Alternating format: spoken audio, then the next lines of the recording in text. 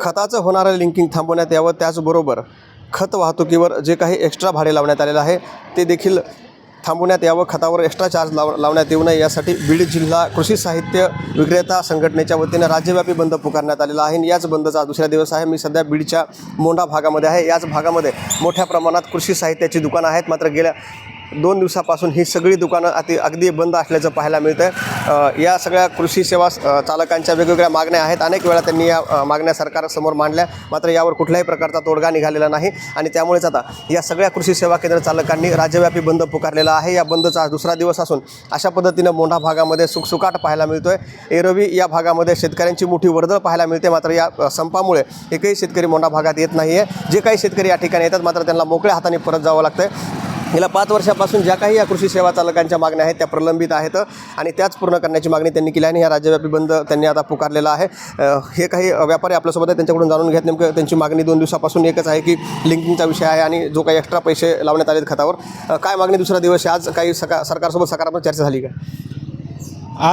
आज दुपारी 2 वाजता महाराष्ट्र राज्याचे कृषी मंत्री आदरणीय भरणे मामा यांच्यासोबत आमच्या मापदा संघटनेचे पदाधिकारी व राज्यातून प्रत्येक जिल्ह्याचे जिल्हाध्यक्ष व आमचे पदाधिकारी यांच्यासोबत आज दुपारी 2 वाजता त्यांची मीटिंग आहे.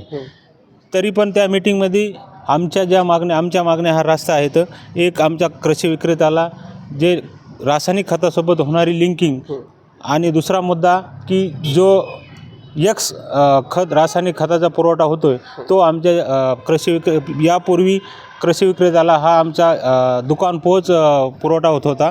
आता 2 वर्षापूर्वी ह्या कंपन्याची मनमानी हुजुरीगिरी जास्त वाढल्यामुळे कंपनी जे मनाला वाटेल ते करते, अधिक स्वरूपात लिंकिंग करते. त्यामुळे आमचा हा बंदचा आमचा दुसरा दिवस आहे. काल 27 एप्रिल रोजी बीड जिल्ह्यातील 5000 कृषी विक्रेते 100% बंद केलं आहे.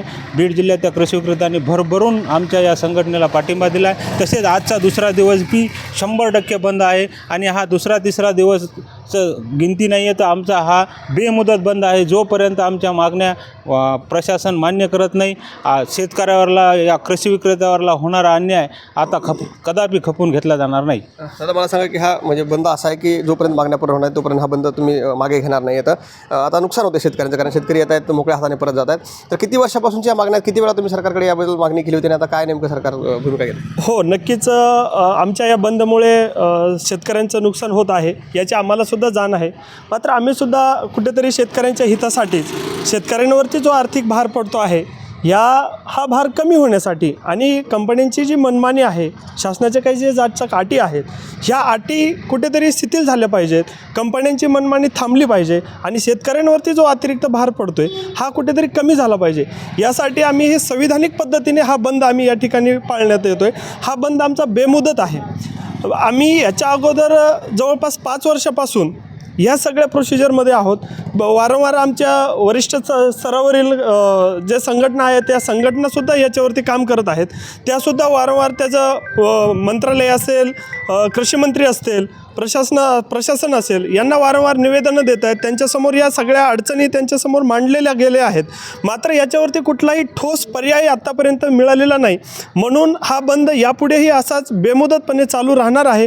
जोपर्यंत अपेक्षा आहे आम्हाला की कंपन्यांसोबत शासन असेल, सरकार असेल, कृषी मंत्री असतील, यांनी ताबडतोब चर्चा करून आज 2 वाजता त्यांची एक बैठक आहे असं कळतं आहे. बैठक आहे मंत्रालयामध्ये एक महत्त्वाची बैठक पार या बैठकीमध्ये नेमकं काय होतं याच्यावर देखील आपलं लक्ष असणार आहे. कारण या बैठकीमध्ये सरकार यांच्या मागण्या मान्य करतं का, त्यावर नेमका काय तोडगा निघतो आणि तोडगा निघाल्यानंतर हा बंद मागे घेण्यात असं त्यांनी सांगितले. त्यांच्या मागण्या पूर्ण झाल्यानंतर हा बंद मागे घेण्यात येईल. आता मला सांगा, आज खासदार जिल्ह्यामध्ये होते आणि तुम्ही त्यांची देखील भेट घेतली, त्यांनी काय सांगितलं?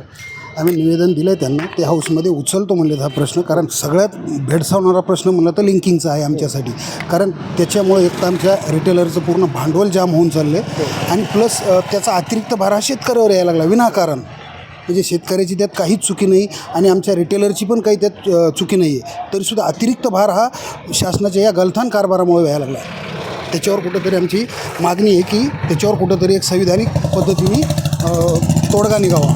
निश्चितच त्यांनी सांगितलं की लिंकिंगचा सगळ्यात महत्त्वाचा प्रश्न आहे. या लिंकिंगमुळं यांना व्यवसाय करण्यासाठी अनेक अडचणी येत आहेत. तर दुसरीकडे याचा भार जो आहे शेतकऱ्याचं देखील यामुळे मोठ्या प्रमाणात आर्थिक नुकसान होते. त्यामुळे आता राज्य सरकारची जी काही एक महत्त्वाची बैठक पार पडणार आहे, या बैठकीला कृषी मंत्री देखील हजर असतीलच. आणि या बैठकीमध्ये नेमका काय निर्णय होतो आणि या निर्णयानंतर हा निर्णय या सगळ्या कृषी सेवा चालकांना मान्य असेल का, त्यांच्या कोणत्या मागण्या यामध्ये मान्य होतात, हे काही वेळानंतर स्पष्ट होईल. मात्र आज या बंदचा दुसरा दिवस आहे आणि दुसऱ्या दिवशी देखील बीडच्या मोंढा भागातील सगळेच कृषी सेवा केंद्र बंद असल्याचं चित्र सध्या पाहायला मिळतं आहे. सहकारी कॅमेरा मुकुंद मी आप्पासाहेब मोरकर, लोकाशा TV, बीड.